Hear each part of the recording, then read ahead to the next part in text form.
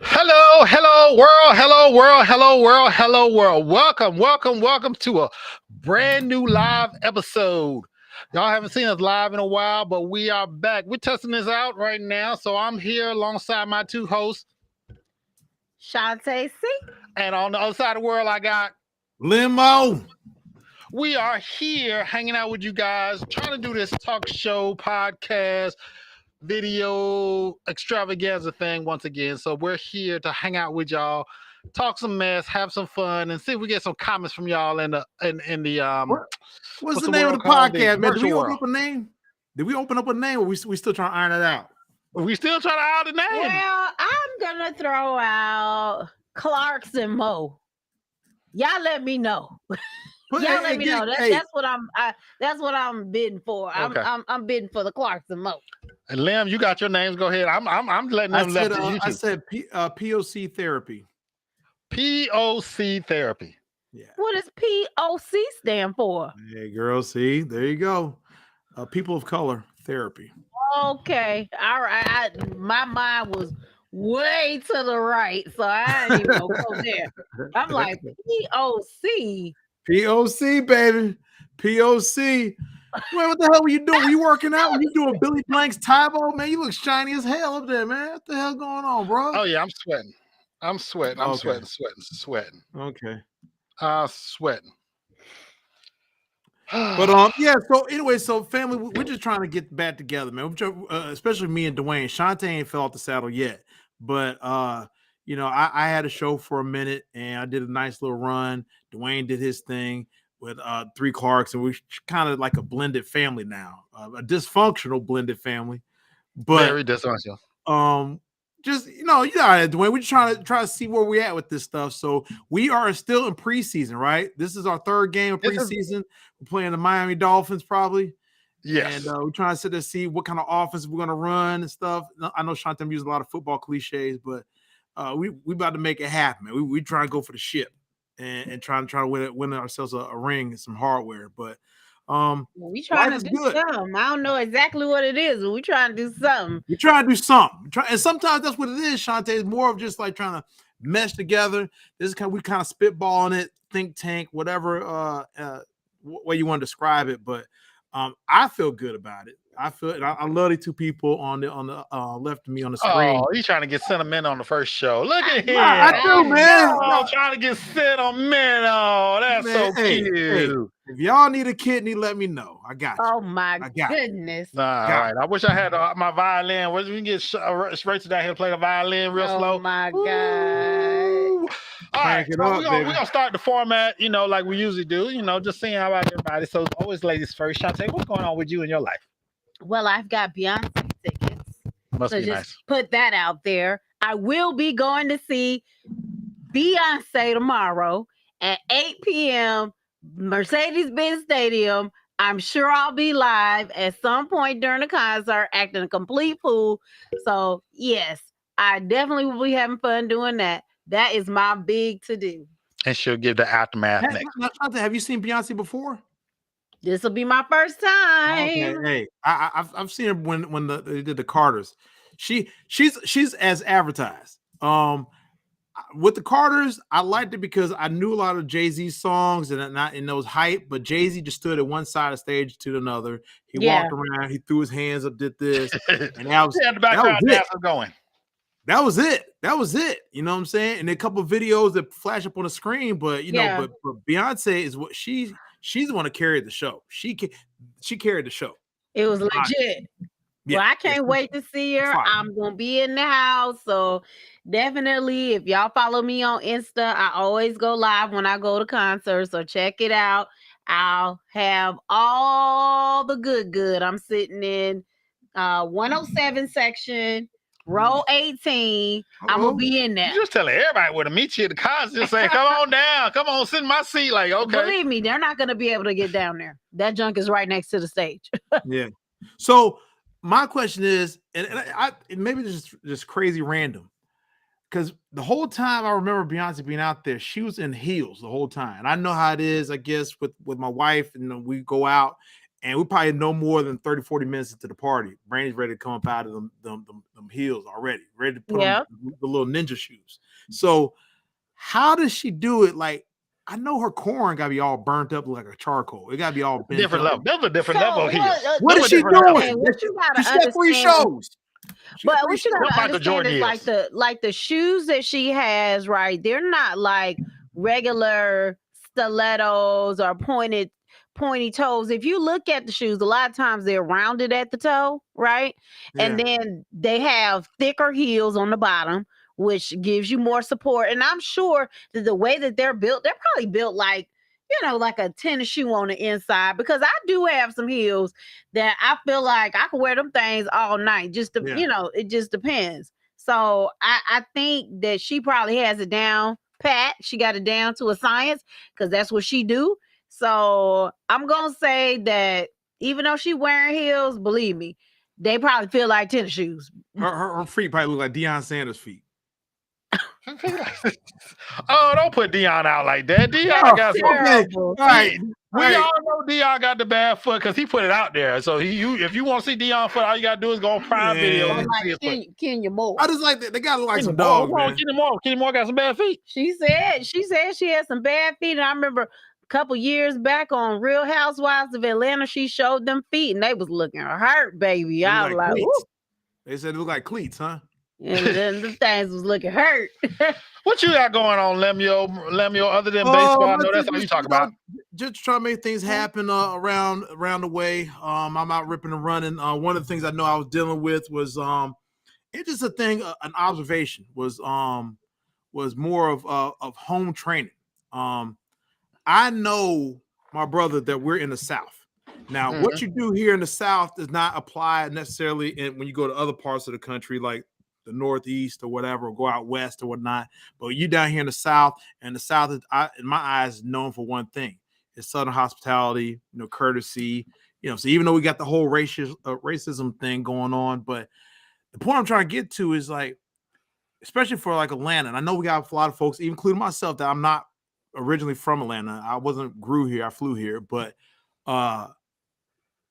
you know how you see another person that looks like you, and you sit there and you see them, and you like, man, hey, no, what's up? That's it, Dwayne. I am not trying to hold a conversation with you. I'm just saying that we in the South, we in Atlanta. I see you. You look like you're doing well for yourself. I'm doing well for myself, whatever. And I'm saying, hey, what's up, cuz? So you just giving them the head nod. Okay. Like head nod, like, what's up? Throw the dudes. Right. Or even sometimes, a lot of times I'll say something. Hey, brother, what's going on? How you doing? What's up? Right. Okay. I just keep it moving. They looking at me like I'm about to rob them. So I'm like saying, is there some type of disconnect? Are these folks to the point where they have received proper home training? It's a new South. It's a new South coming out where they hate everybody. Grown ass man. Damn, they look like we look like we probably got 2 years apart from each other. The guy I'm speaking about. It's one or two things. Either they're part of the new South, or they're not. They're a transplant, which 80% of people right now are transplants to the South. Most definitely. You always know when you see somebody who gonna give you some Southern comfort, some gentleman or lady, like when you see those people. Because you run into an old school dude, he be like, "What up, young blood? You doing all right? Yeah. Okay, let me get a piece of advice real quick. Even if they're not, catch you on the flip side. You're gonna get some of that. I mean, even if they ain't even doing all that, they'll definitely speak. Well, and I agree. And so that's what I was saying is like, are we losing that disconnect? Even with some of the young kids, I see them and, they walk around their little Crocs on and whatever, hair nappy and stuff. I ain't got nothing to hair nappy. Yeah, you know how they do the cut where everything up top, the whole stalk is just. I don't think that's nappy anymore. Is it called nappy anymore? I thought it's all semi dreads or not, or what is it? What's the brush they got? Would you rub it in? And my brother does that. Whatever call it. Some of the young kids, they use the little super circular brush, whatever, thing to get the hair all spiky and stuff. And again, it's just a matter of just, hey man, what's up, young blood? I see you. What's going on? And that's it. Now. I'm gonna say that I have never had a casual conversation with people that I didn't know. A while back, I had to get my car serviced. We sitting in the lounge, and old boy had on a Falcon lanyard. So I said, what's up? What's up? Rise up. You know what I'm saying? Next thing you know, the conversation sparked up from there. You know what I'm saying?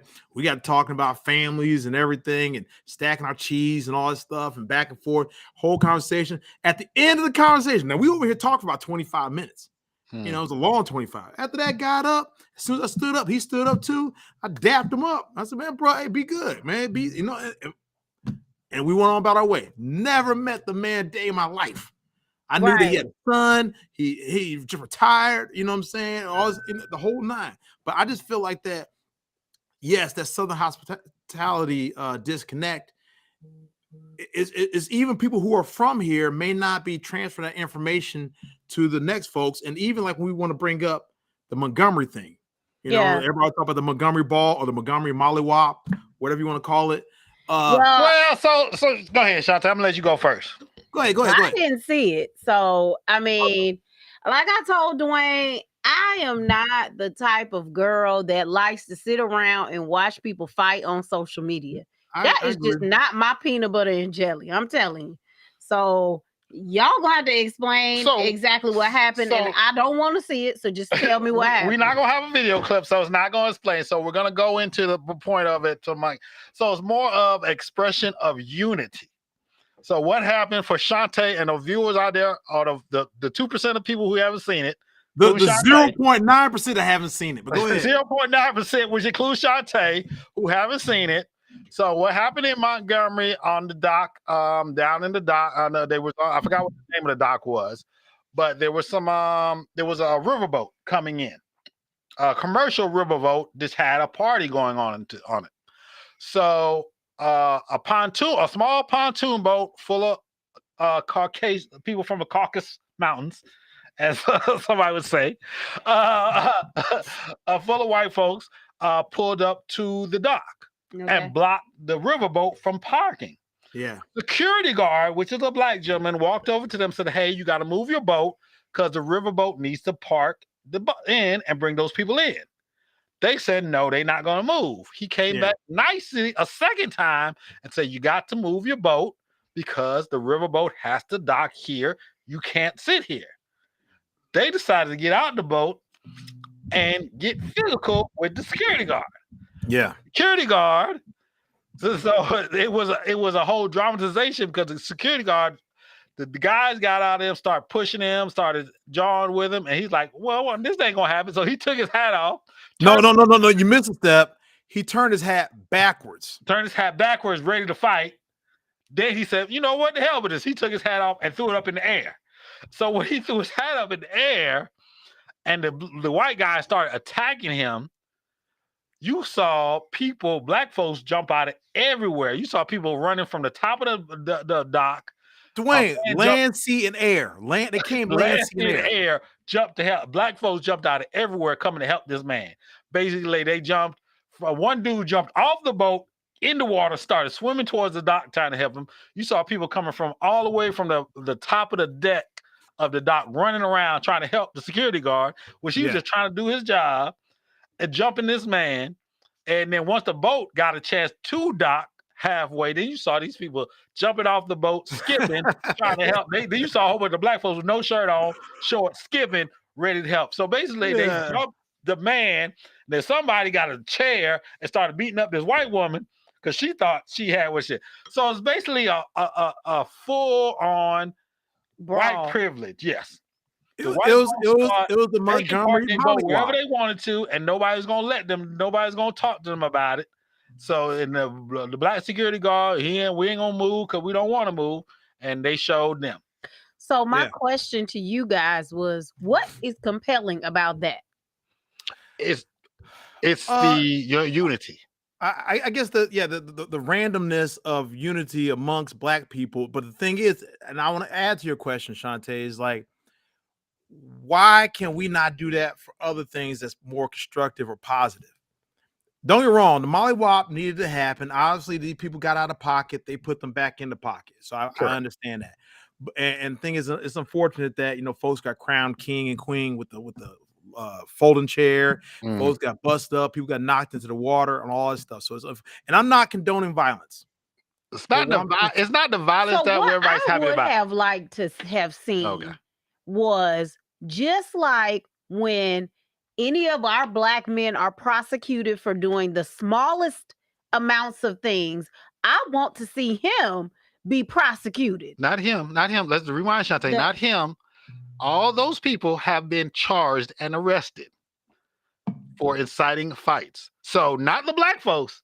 All the white folks have been charged with assault. They're all misdemeanors because assault is the battery and assault. Right, but they all have been charged and arrested. I want to see them go and spend a lot of time in jail just like that. Y'all do us. That's what I want to see happen.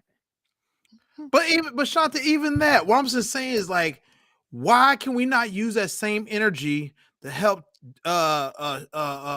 Shay Shay and Nuck Nuck go get the house? You know what I'm saying? Why can we not use the same energy to help? The thing is that you got to understand, like, I feel like this generation, just in general, they don't understand the struggle, right? Mm-hmm. I feel like it's so sensationalized, like how we live, like everybody's doing good, ain't nobody really poor, don't nobody need any help or assistance. Like, I feel like the struggle back in the day was real, and everybody felt the same way about progressing society in the same like manner.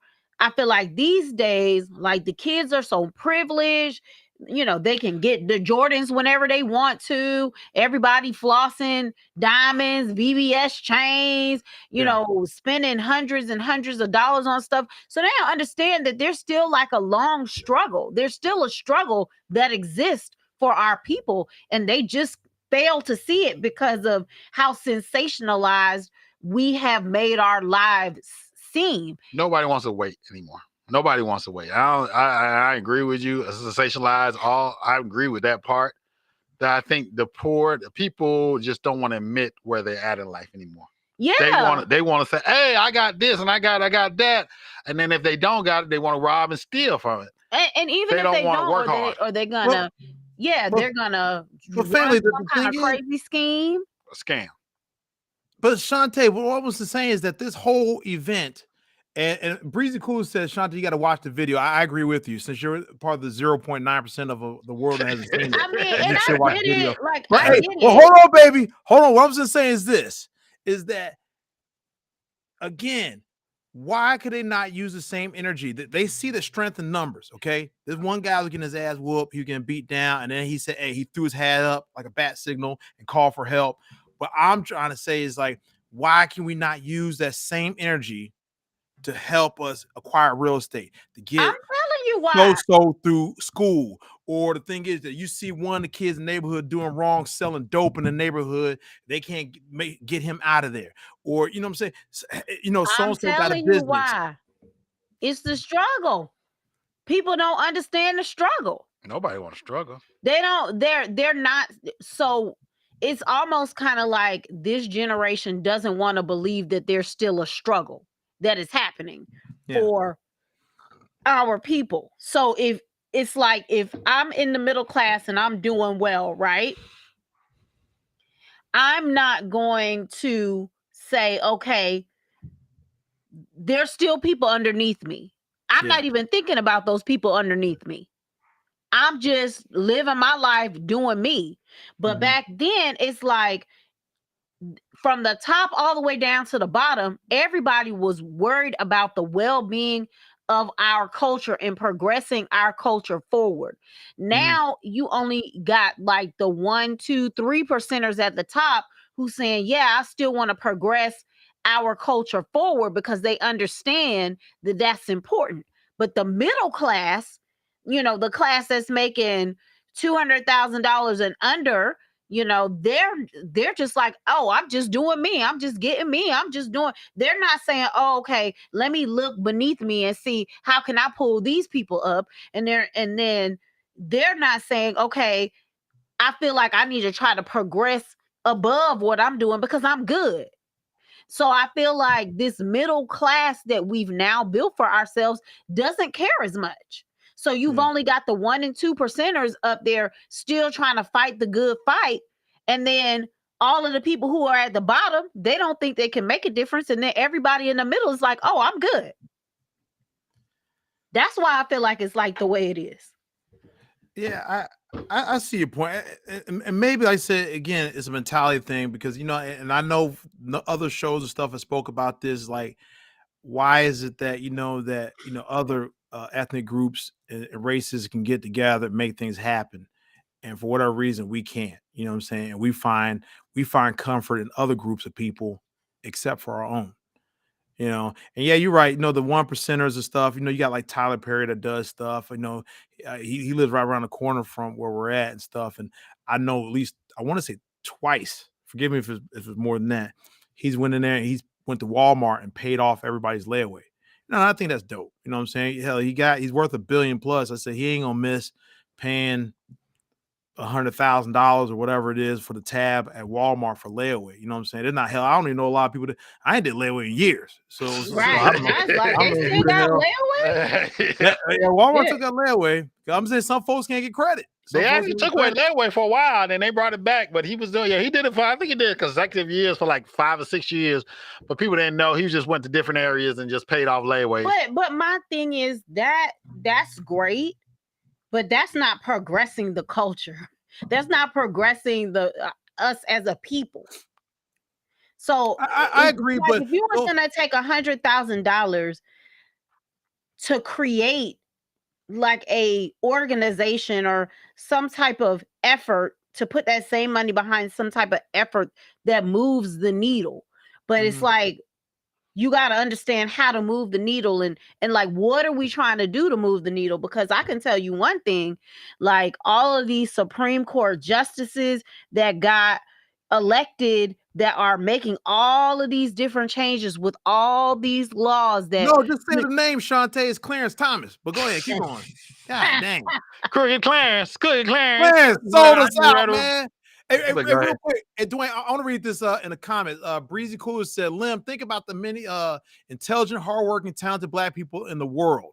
And yet we still can't seem to get it together, though, enough. There is a reason we do not realize how deeply damaged we are as a culture, also a nation of Black people. We are the only a few generations old. And we are literally hundreds of years behind as a nation of Black people in the United States. It's just gonna take more time. So she's I guess saying that it's gonna take more time to develop the nation of Black folks. But the thing is like, I just feel like, how we had a lot of civic leaders. Like I feel like we don't have those beacons of hope to rally behind. So back then you had your Martin Luther King, you had, Malcolm X, you had John Lewis, you had all of these people that were of notoriety that they seem like a beacon of hope. They're speaking something that you need to hear. And I feel like in this modern day and age, we got entertainers and athletes. Right. And they're not advocating for us they're not using their fame to advocate for us to do things. Like there's some people who do, like you've got your, what's the guy? Jesse from Grey's Anatomy. Jesse Williams. He's a good one. And then, Harper Hill, who might be a potential senator from Michigan. But that's what I'm saying. Like, you've got people like that have used their fame to try to, get on these different platforms. But I feel like even like there's a guy, his name is actually Lemuel as well. Lemuel Plummer. And he has a Black network, the Zeus Network. And I feel like he should be bringing people who are trying to make that change. And so that we can identify who those people are so that we can get behind them, rally behind them. So what you just said is cool, but his network, people, everybody and anybody is in it for the money. Well, Oh yeah, Everybody I is in for understand money. that. So nobody's in it to build up a community or build stuff without. I wouldn't say that. I wouldn't say Unless they that. have the money, because it takes, in this day and age, it takes money to build. And it's funny, you can't be a poor man on the street saying, I want to help out this person, that person, that person, and not have a pot to pee in. But Dwayne, but what it can happen is, okay, yes, I agree that it takes, because everybody thinks money is the key to all evil, but it's like it's not. But the thing is, even if we had like, and I'm not trying to be foolish or naive, but just everybody says, okay, let's just say, like, how we celebrate Juneteenth. There's a holiday that that was kind of put together for us. We created, now it's official holiday. Even it's a thing where amongst us people of color that says, okay, we're going to dedicate X amount of hours a year to helping somebody behind us. The thing is, I know when we had a chance to go to the Emirates, they have a thing where that part of their culture is to help reach back and help their own brother. And so that's why, maybe that's the reason why I know they got oil and everything else over there, but maybe that's why you don't see a lot of poor them around, because they make it as part of their culture that I'm gonna help you. Now they will still let the man, I guess, live in their house and drive their cars and stuff, but they do whatever they can to say, hey, I'm gonna feed you, I'm gonna do something else. And if we probably instill that in our culture, maybe just give them some shoes, something, and just say, hey, I'm gonna actively go find a family and go give this to them, or I'm gonna find somebody that looks like me and help them out, or do something nice. I don't know. I mean, I think it starts with the education and allowing people to understand that they can make change. So if I were to do something, my thing would be to expose them to how they can make a difference. Like saying, okay, what career do you know about? Like, there's all these different careers out there. What career do you know about as a young Black daughter, son living in the ghetto? Do you know that you can be a judge? Do you know that you can be a surgeon? Do you know that you can be a community leader? What does it look like, and how do you do it? Because some of it is that we hold knowledge and we don't pass the knowledge down. Agreed. So, like, because you think that somebody's in competition, and that's even too, Shantae, and I want you to finish your thought, but that's almost like a scarcity complex, because you don't want to tell somebody because you think that they're going to take away whatever supply that's available. But the thing is, not realizing that we need tons of, like you said, surgeons, doctors, who are politicians. And so therefore the people don't want to give you the game because they think for whatever reason you're going to surpass them. And so I don't know. I know people that get down like that. We ran to folks like that before. I mean, I knew people like that too, and I had to disassociate because, it was draining. It was very draining to be involved in a relationship with people who, are not trying to further us as a culture, but only themselves. Dampen my light. Like, why would you dampen my light? So I think that if we want to start making a difference, I mean, I feel like it starts with educating on how to move to the next level. Yeah. And then finding opportunities for them to be able to do it. So right now, and I know I'm putting everybody on the spot. And the other thing too is, Dwayne, I know probably the feed is because you guys, at least on my side, the screen looks frozen. I don't know if I'm still moving or not, or you can see me moving. But no, you're good. We still talking, chit chatting. These people see us. Jeffrey and Breezy still see us. Our two viewers. What would you do right now if you had to go out tomorrow and go do something for your people? What would you do, Dwayne? Oh, you tripping? I'm the wrong person. Hey, tomorrow. Hey, you got to do something. I don't know. I don't have a clue. And because this is a subject this is not one that I would have came up with or talked about. I know so you can't do stuff. So you can't think of one thing that you say, you know what, I'm gonna do for my people, if I know them or not. They could be some randoms, or they could be some warm market of people that I know.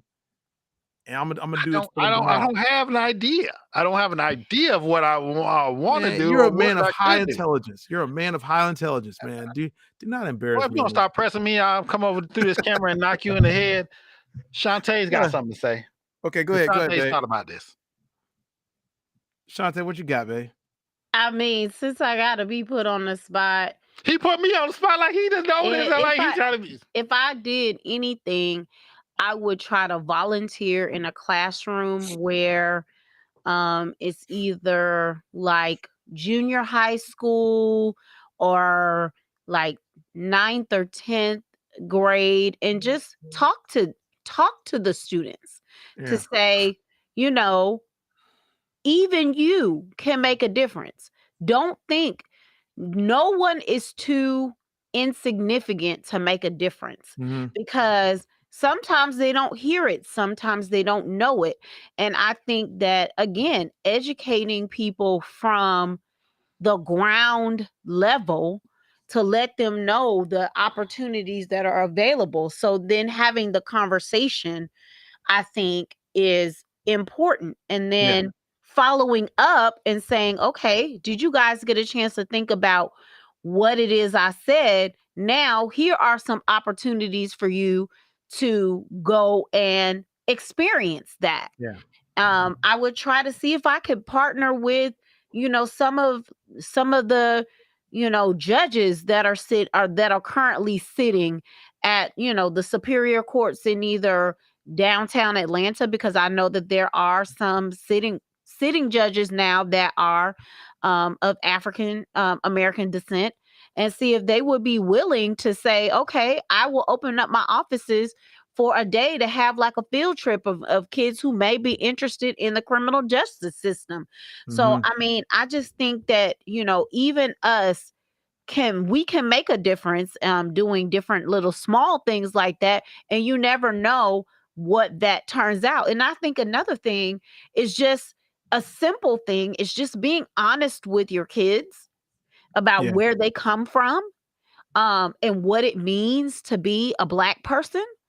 I talk to my daughter all the time, and it seems kind of strange. And I ask her, do you know that you're Black?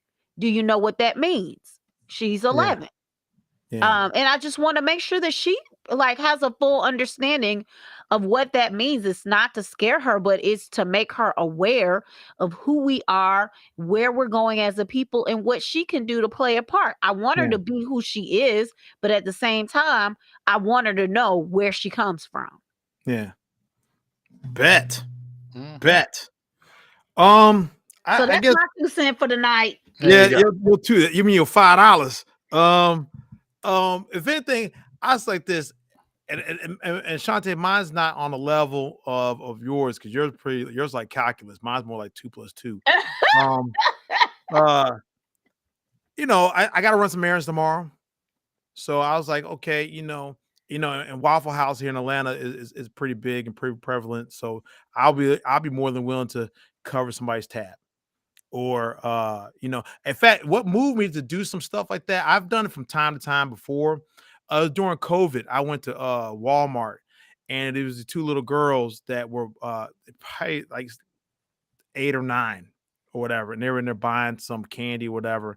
And so the little girl was short by like a couple cents and stuff. And so I'm just steadily patient, waiting and stuff, just looking back and forth. And after a while, she didn't have no money, so now she looking like, damn, like I ain't gonna be able to get the stuff. And I can understand the age. I mean, the person working the register didn't want to hand off, because that wouldn't be right. So I said, you know what, young lady, I said, I'll be more than happy to pay. I said, I'll cover the whatever that costs. And I bought the 2 little girls their candy, but one girl had money, the other girl didn't have enough. And I just told her, I said, miss, if you could just promise me that you're going to continue to get good grades and you become a lawyer or something like that and help your people out. And she said, yes, I'll do that. I said, okay, cool. I said, well, I'll pay for the whole thing. Put it all on my tab. You know what I'm saying? I went ahead and paid for it. Yeah, like you was at Cartier buying some watches for somebody. No, when Cartier buying candy, I mean, well, kids are buying candy. I ain't know these kids. No, I understand. But the thing is, it's just like said that you don't know what that effect. I'm not saying that you don't know what the small things that somebody sees you do would do to somebody in the later. Yeah, you don't know if they're gonna write a book later on and say, "Oh man, this man bought me some candy. Now I'm, vice president of the United States of America." I don't know. But the thing is, you never know. You never know. You never know what small change in somebody's life. If somebody treated them like an ass and then they don't want to do nothing, they say, okay, and people always gonna treat me this way, then I'm gonna just treat other people this way, and then I'm gonna grow up and to hell with anybody else. Or it's like, oh, I saw somebody dying because somebody was treating me well. I'll make sure I call the emergency room and get them some help and what they needed. And then, somebody would have did it for me. Somebody has done it for me. Let me do it for somebody else. Okay. And then Chris Chisholm says, how about mentoring these young parents with school-age kids? Helping kids in school environment is one thing, but then they return home living in their situation. Yeah, because sometimes the school could actually be the safe haven and a home could be hell. So I agree. There's some kids that like right around the corner from both of us that could be going through stuff and everything. But again, maybe that's what we're saying we could do, is that we could try to work on, just thinking in that light of like, hey, how can we just do better as a people, and just how can we just continue to show each other love and show that we're not against each other, we're not fighting for the same resources, we're on the same team, like the Montgomery Mollywop, and we're out here trying to make it happen too. So basically, following what y'all said, basically, I can do small things like that I can do, but I just, you hit me with the first question like I'm supposed to know. I'm supposed to know the circumference of the world and change math and new world peace. Man, don't get mad, Dwayne. You hit me with it. You push these old ladies downstairs. You do me all that. I'm like, okay, well, I don't have a clue, and I'm gonna keep it real live because we live. So, but doing small things. Yeah, paying for somebody's meal, coffee at Starbucks, like they say, pay it forward, or buying somebody's lunch at Wendy's and say, hey, I got a $5 meal, whatever's on there, buy their meals. Or, some in supermarkets. You said what? You said balling at Wendy's, man. You go Wendy's, like, man, pick whatever you want on the menu, man. It's all on me, cuz. There you go. Just somebody random. I definitely think that helps. Just put a message with it, Yeah, or even too. Sometimes, and I've done this. Sorry, Kim. I know he's new. He doesn't know you that well. He said Chisholm is her last name. Kim Chisholm. Oh, I thought I said Kim. I thought I said Kim starting off. Oh, okay. You might have. I don't know. She thought she said Chris. Oh, okay. Well, Kim Chisholm, don't pull up to the house. My bad.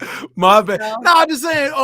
I've been at work and I do that from time to time. But I just say, hey, man, you're winning with that hairstyle or whatever. Just something of just being nice, just getting positive energy. Just a small thing, just small thing. So it don't cost you a thing, man. Hey, how you doing, man? So the message for the day and the ending of the show is do something small to change somebody's life, which may end up to be something big. Stick together for the culture. One time for the Montgomery Mollywop. And there we go. God. So once again, we appreciate y'all tuning in for another episode of whatever we are having here, Clarksmore or POC Therapy, whichever one you want to call it. We need a name. So just make sure that you guys tune in every Thursday at 8:30. We will be live here on Facebook on Room 420. Room 4220. There you go. We're gonna add another couple pages, Lim Millions. Yeah, we have more pages on there. We're gonna have more pages, so we have more people locked in. So definitely make sure that you come and check us out every Thursday night. And of course, we love it when you comment. And if you got any topics that you want us to cover, make sure that you hit us up on Facebook. All of us, we've been doing this for I don't know how long now, since the pandemic. So make sure that you hit us up and make sure that you're tuning in. And we love you guys. And we are out. Catch y'all later.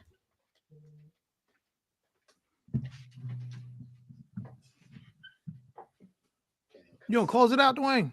I can't cut us off because the computer went dead. Damn! Y'all people we still live with the technical difficulties. All right, so we're still live, so don't cuss.